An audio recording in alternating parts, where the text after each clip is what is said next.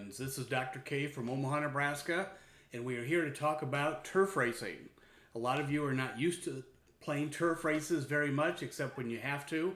A lot of you like to play pick sixes, pick fives, pick threes, and a lot of times if you're at a track that plays turf a lot, if you're at Santa Anita, if you're at Del Mar, if you're at Aqueduct, Saratoga, Gulfstream, Fairgrounds, then you've got to be good at turf racing in order to have a chance to have some big hits.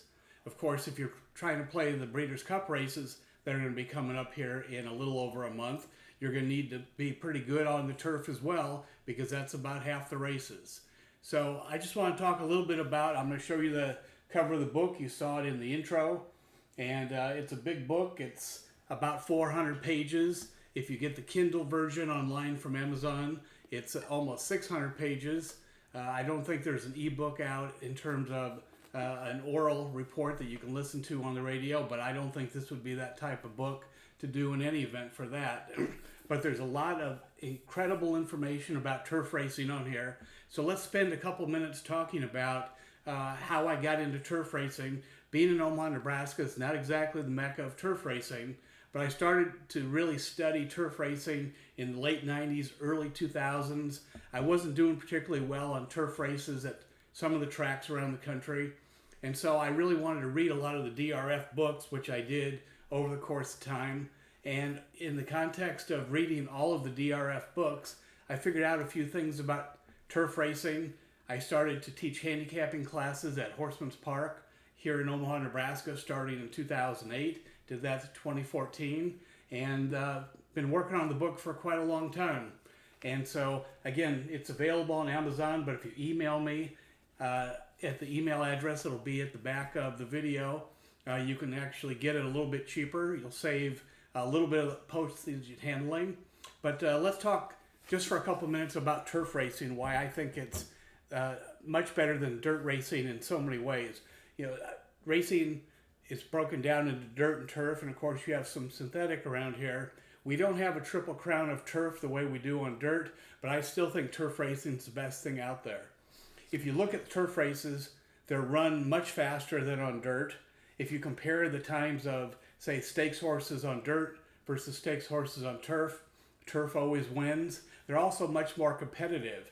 In a normal dirt race, you have a bunch of horses that are maybe 20 lengths apart. In your average turf race, you've got maybe 10 horses within about 3 or 4 lengths of each other. You got a lot of blanket finishes, a lot of horses that get up and win at 10 to 1, 20 to 1, 30 to 1.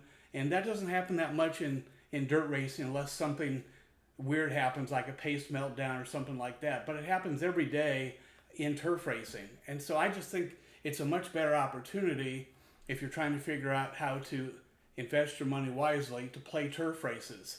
Long shots are much easier to find as well, because in the context of turf racing, you have so many horses that are fairly equal to begin with. And so you can have a horse that ran 6th but only got beat a length. Next time he wins 30 to 1. There's so much emphasis done, I think, by a lot of people that play dirt. When they go over to the turf races, they play it the exact same way. To me, that's a great opportunity, because the people that play it that way rarely do phenomenally well. We'll talk about what happens when we get to hard-baked tracks and firm tracks and off tracks in later episodes here. But it's just a great opportunity for people who work really hard.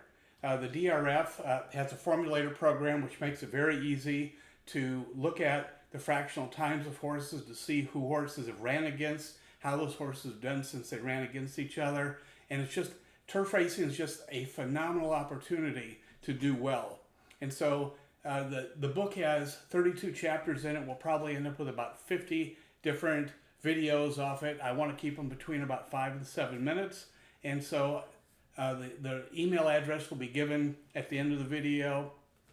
Welcome all your questions, welcome all your comments, and we not only will address every question that you ask, but we'll be happy to do so offline if you prefer not to have your name used, or if you want me to use a name other than your real name. Again, what we want is to have an interactive discussion about all of the topics.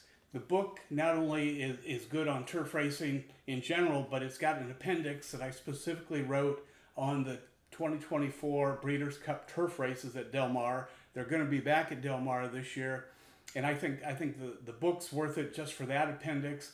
And there's a second appendix in there just on long shots. Every long shot that hit on a turf race in July of 2023, we analyze it, we put in their PPs or the charts, and we analyze why they did well.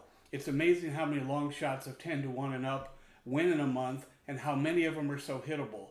And I think once you read those two chapters on the Breeders' Cup and on the long shots, you realize that turf is really the best way to go. So look forward to this video series, and if you have any questions, please keep them coming. Thanks.